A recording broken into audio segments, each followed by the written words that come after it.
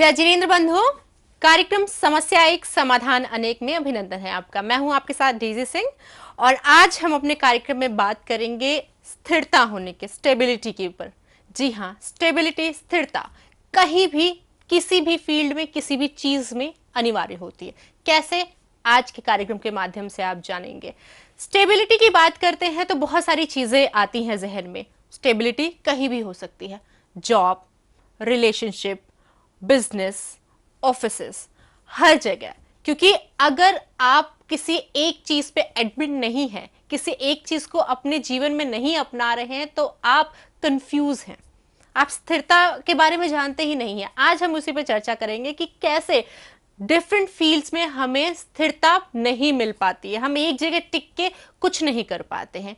क्या कारण है उसके पीछे का और क्या निवारण है उसका, दोनों पे चर्चा करेंगे। तो चलिए आज के कार्यक्रम की शुरुआत करते हैं, लेकिन उससे पहले अभिनंदन करना चाहूंगी डॉक्टर प्रदीप जैन जी एवं डॉक्टर प्रिया जैन जी का।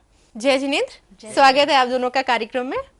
सर, जैसा कि मैंने अपने दर्शकों को बताया, आज हम स्टेबिलिटी के ऊपर चर्चा करेंगे। ये बहुत इंपॉर्टेंट टॉपिक है, क्योंकि हम युवाओं को ले लें या मिड एज ग्रुप को ले लें, इनफैक्ट जो आजकल टीनेजर्स भी हैं वो भी अपने सब्जेक्ट्स को लेकर स्थिर नहीं रहते। 9th तक बोलते हैं हमें ये सब्जेक्ट लेना, 10th में कुछ और, 12th किसी और चीज़ से करते हैं, डिग्री किसी और चीज़ में लेते हैं, नौकरी कुछ और करते हैं, एट द एंड बिजनेस पे भाग जाते हैं।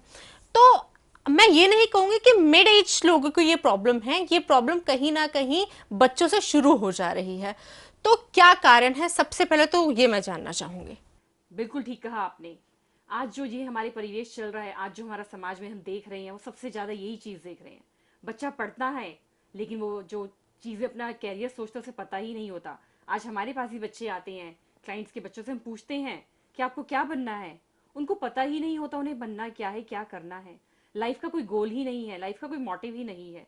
तो इस तो ऐसी कंडीशन के अंदर हमारे वास्तविक कौन सी डायरेक्शन है जो हमें इंपॉर्टेंस है, जो हमें सही रखनी चाहिए, जो हमें बैलेंस रखनी चाहिए, कि जिससे हम जिस लाइन के को हम टच कर रहे हैं, जिसको हम पढ़ रहे हैं, उसको हम लाइफ टाइम अपनी लाइफ में उससे अचीव करें। जो मेरी पढ़ाई है, जो मेरी स्टडी है, वो मेरे लाइफ में काम आए। तो उसके सबसे ज़्यादा ज़रूरी है हमारे घर की साउथ वेस्ट डायरेक्शन। जो स्किल्स की जोन है, मेरे अंदर कितनी काम करने की ताकत है, क्षमता है, उसका क्या स्किल है, मैं कैसे उसको अच्छे से कर पा रही हूँ। मेरा बच्चा पढ़ तो रहा है लेकिन क्या उसमें वो उसको मेंटेन कर पाएगा, उसमें अपना कैरियर बना पाएगा। तो ये मुझे देखना होगा कि मेरे घर की साउथ वेस्ट डायरेक्शन कैसी है, वहाँ पर कोई क्लटर तो नहीं है, वहाँ पे कोई मैंने ऑब्स्टेकल तो क्रिएट नहीं कर रखा है कि जिससे बच्चा कर तो कुछ और रहा है। उनके घर में हमने कई बार ऐसा भी देखने में मिला है हमें कि घर में 10 लोग रह रहे हैं और जो वर्किंग हैंड है, मान लीजिए 3 लोग या 4 लोग सिर्फ अर्निंग कर रहे हैं, तीनों चारों लोग जो है अलग अलग डायरेक्शंस में काम कर रहे हैं, लेकिन रिजल्ट कुछ भी नहीं आ रहा है। हर इंसान अपनी तरफ से मेहनत कर रहा है, पढ़ाई भी कर रहे हैं, बिजनेस भी कर रहे हैं, जॉब भी कर रहे हैं, लेकिन जब तीनों चीज़ों को वो मर्ज करके रिजल्ट देखते हैं in the end of the month, तब कुछ भी नहीं आता। तो हमें देखना होगा कि हमारे घर का साउथ वेस्ट कैसा है। महानुभाव, घर की साउथ वेस्ट जो जोन होती है, दक्षिण पश्चिम कोण, ये सबसे अहम और मुख्य दिशा मानी जाती है पूरे वास्तु में। ये वो दिशा है जब देने पे आती है तो अपार सुख दे देती है, और जो लेने पे आती है तो सारे जीवन को तहस नहस कर देती है। इस दिशा में एक छोटी सी की गई खराबी, इस दिशा में किया हुआ एक गलत निर्माण हमारे पूरे जीवन भर की पूंजी को स्वाहा कर देता है। इस दिशा में किया हुआ बोरिंग, कोई गड्ढा, इस दिशा को, साउथ वेस्ट को एक्सटेंड करना हमें बर्बादी के कगार पर पहुंचा जाता है और देता है ऐसी बड़ी बीमारियां जो ला इलाज होती हैं, जिनका दुनिया में जीवन में कोई इलाज नहीं होता।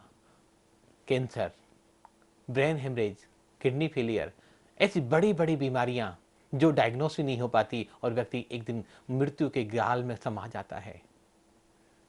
ईशान कोण के बारे में सभी बात करते हैं, लेकिन ईशान कोण तो फिर भी शुभ फल दे सकती है दोष होने के पश्चात भी, लेकिन दक्षिण पश्चिम कोण कभी भी शुभ फल नहीं देगा अगर उसमें खराबी कर दी जाए।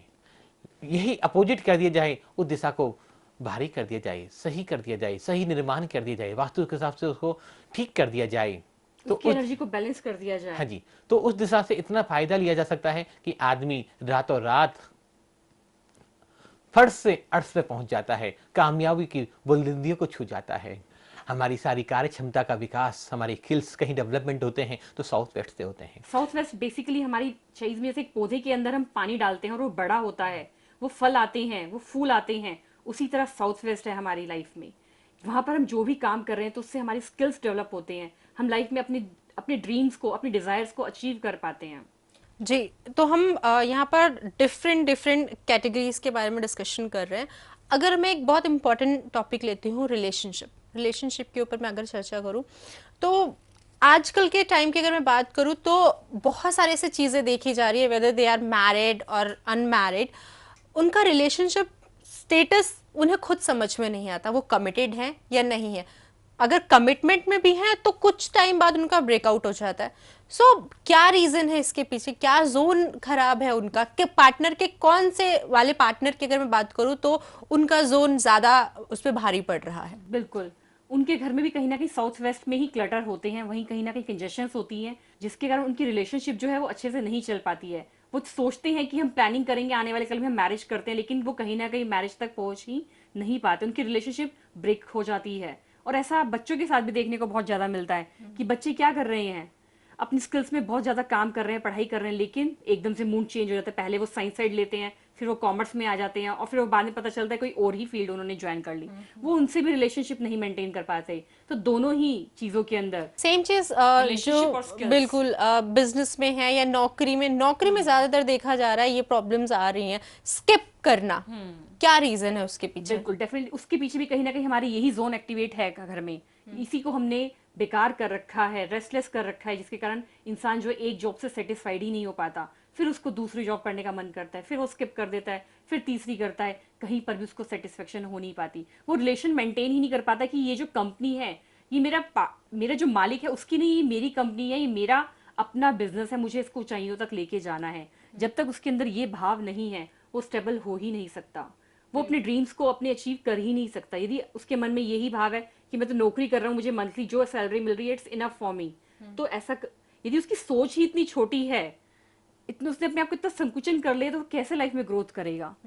तो रिलेशनशिप और स्किल्स की जोन को उसे ठीक करना चाहिए, अपने घर में भी और अपने एरिया में जहां पर वो काम कर रहा है वहां पर भी जितना वो उसको बैलेंस कर सकता है, अच्छा कर सकता है, तो उससे उसकी ही ग्रोथ नहीं होगी, वो जो ऑनर है उसके लिए भी ऑस्पिशियस रहेगा, और जो और काम करने वाले लोग हैं उस एरिया में उनके लिए भी बहुत बेनिफिशियल रहता है। और रिलेशनशिप की बात करें तो सिर्फ हम कपल रिलेशनशिप की बात नहीं कर सकते हैं, हम पेरेंट्स और बच्चों के रिलेशनशिप के बारे में बात कर सकते हैं। आजकल जैसे जैसे टाइम आगे बढ़ रहा है, बच्चे पेरेंट्स को बहुत कम हो गए हैं कि वो रिस्पेक्ट दे, अपने आप को सुपीरियर और पेरेंट्स को आउटडेटेड समझते हैं कि definitely, आपको बहुत- कुछ नहीं पता, सब कुछ हमें ही पता है। बिल्कुल लाइफ बहुत आगे बढ़ रही है, आप लोग पीछे हो, आपके टाइम पे ये चीजें नहीं होती थी। तो कहीं ना कहीं ये चीजें भी घर में हो रहे जोन की प्रॉब्लम की वजह से हो रही है। बिल्कुल, ये भी यदि इस तरह की प्रॉब्लम भी आप लोगों के घर में चल रही है, तो आपको भी अपने घर का साउथ वेस्ट को बैलेंस करना चाहिए कि बच्चों के लिए आपने इतना कुछ किया, 20 साल से 25 साल से आप मेहनत कर रहे हैं, कोलू की बैल की तरह पिस रहे हैं,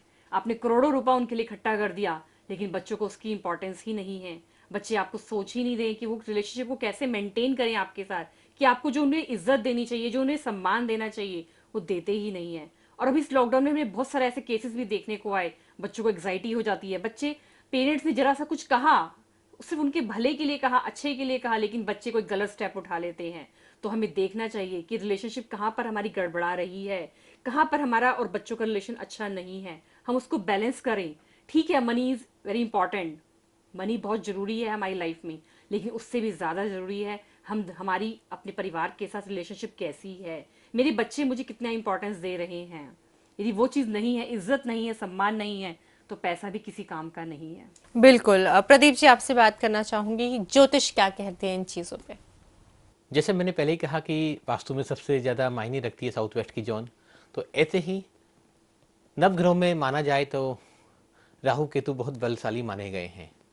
वो अच्छी अच्छी कुंडली में हिला देते हैं, और जब राहु केतु की दशा चलती है और राहु केतु जब दुष्परिणाम दिखाने लगते हैं, तो अच्छा खासा व्यक्ति, चाहे वो बड़े से बड़ा राजा हो, अंबानी हो, अमीर हो, कोई भी हो, सब उसकी दशा के आगे हिल जाते हैं।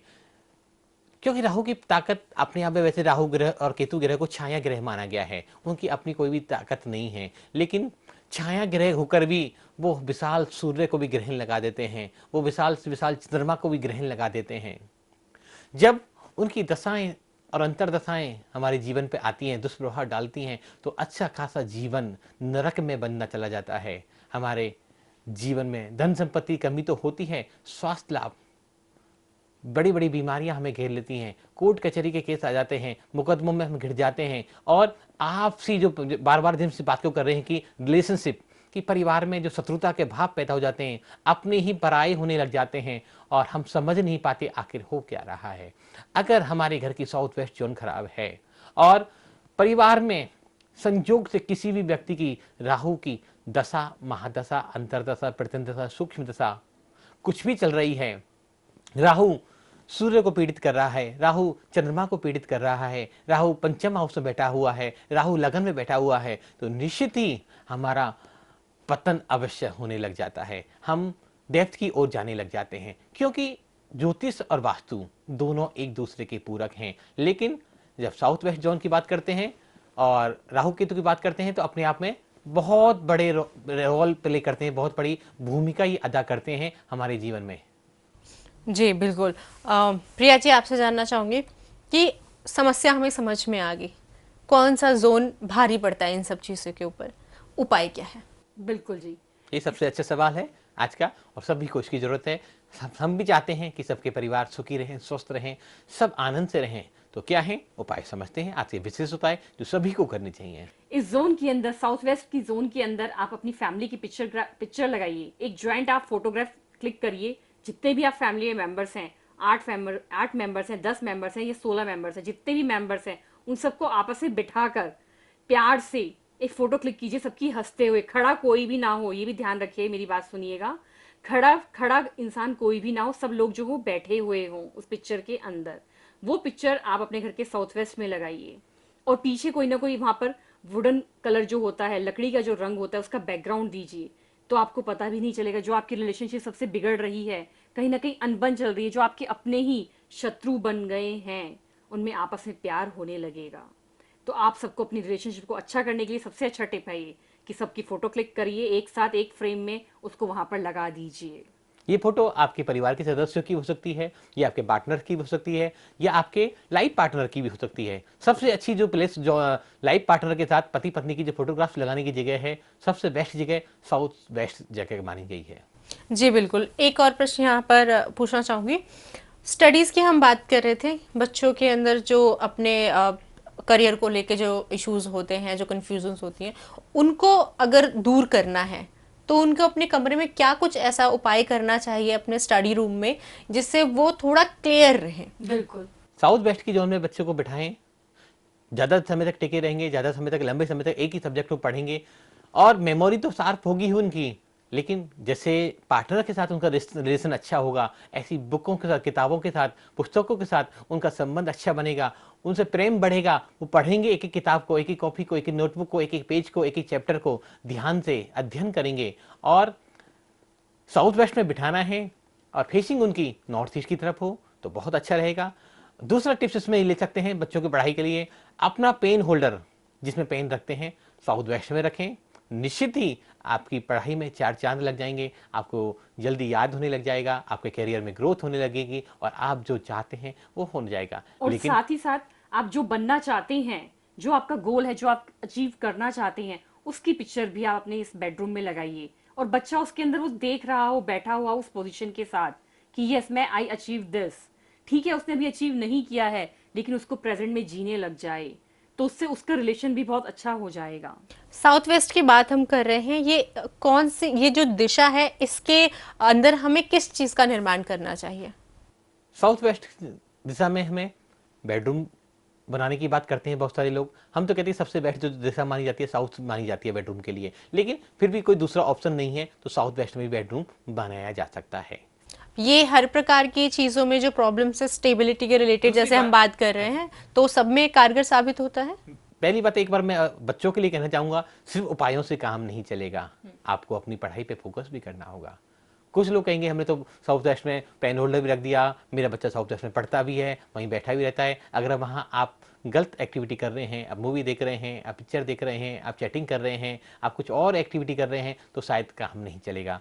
सिर्फ साउथ वेस्ट जो है वो काम नहीं करेगी, आपको लगन कुंडली को भी ठीक करना पड़ेगा, आपको बच्चों के पंचम हाउस को, 6 हाउस को देखना पड़ेगा, वहाँ कोई पापी ग्रहों की दृष्टि, कोई युति संबंध तो नहीं बन रहा, तो उसको भी ठीक करना पड़ेगा। और बच्चों को खुद भी अपनी तरफ से मेहनत करनी होगी, अपना पूरा एफर्ट्स प्रयास लगाने करना होंगे, होगा। पूरा प्रयास करने होंगे, तभी हम सफलता पा सकते हैं। बात करते हैं कि साउथ वेस्ट में क्या बनाना चाहिए। जैसे बताया कि बच्चों का स्टडी रूम बना सकते हैं हम। सबसे एक्सीलेंट है कि हम वहाँ पर स्टडी करें। आप किसी भी तरह की स्टडी कर सकते हैं वहाँ पर। चाहे इंसान ने ऑफिस का काम कर रहा है तो वो भी वहाँ पर स्टडी कर रहा है, तो वो वहाँ पर बैठकर अपनी स्टडी भी कर सकता है। डिसीजन उसकी अच्छी होगी, उसकी रिलेशनशिप अच्छी होगी उनके पार्टनर्स के साथ, उसका जो अंदर स्किल है वो डेवलप होगा।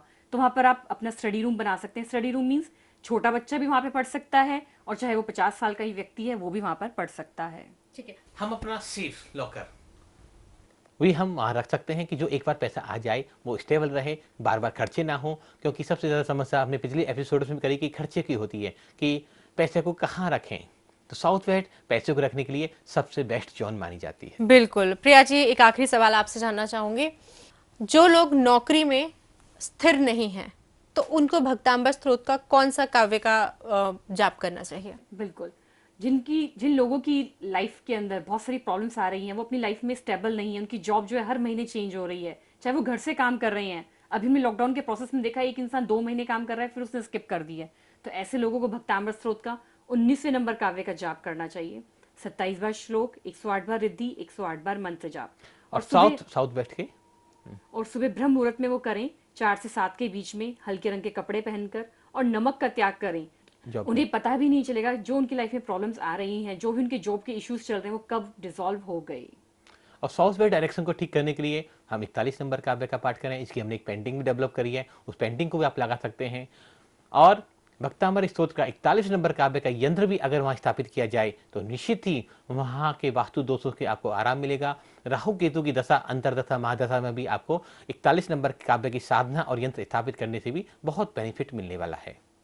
तो अपने आज के इस कार्यक्रम में हमने स्टेबिलिटी के ऊपर चर्चा की है। स्टेबिलिटी कहीं भी, किसी भी चीज में हमें जरूरत होती है। स्टडीज हो, नौकरी हो, बिजनेस हो, लाइफ में इनफैक्ट हर चीज पे, हर स्टेप पे हमें स्टेबल होना चाहिए। माइंड से स्टेबल होना चाहिए कि हमें करना में क्लियर होना चाहिए। और जहां पर हमने अभी बात की है साउथ वेस्ट दिशा की, जो जोन की बात की है, तो क्या दर्शाता है, क्यों ये लाइफ में इस तरीके से प्रॉब्लम क्रिएट करता है, कैसे हमें इसका सॉल्यूशन मिल सकता है। इसके अलावा भी अगर आपका कोई प्रश्न है और आप अपनी जिंदगी में आ रहे उतार चढ़ाव को दूर करके अपने जीवन को स्मूथ लेके चलना चाहते हैं, अपने जीवन में स्टेबिलिटी लाना चाहते हैं, तो आप हमसे संपर्क कर सकते हैं। नंबर आपके टीवी स्क्रीन पर फ्लैश किए जा रहे हैं। साथ ही आपको बताना चाहूंगी, आप हमारी वेबसाइट को भी विजिट कर सकते हैं, यूट्यूब पे जाके बहुत सारे एपिसोड्स देख सकते हैं। और अगर आप वास्तु के बारे में डीपली नॉलेज चाहते हैं, ज्योतिष के बारे में डीपली नॉलेज चाहते हैं, या रेकी के बारे में आप जानना चाहते हैं कि किस तरीके से ये कार्य करता है, किस तरीके से कारगर साबित होता है, तो आप हमारी क्लासेस भी अटेंड कर सकते हैं। डिटेल्स के लिए नंबर्स पे फ़ोन कीजिए, सारी डिटेल्स आपको मिल जाएगी। आज के लिए बस इतना ही। बहुत बहुत धन्यवाद करना चाहूँगी आपका। जय जिनेंद्र। जय जिनेंद्र।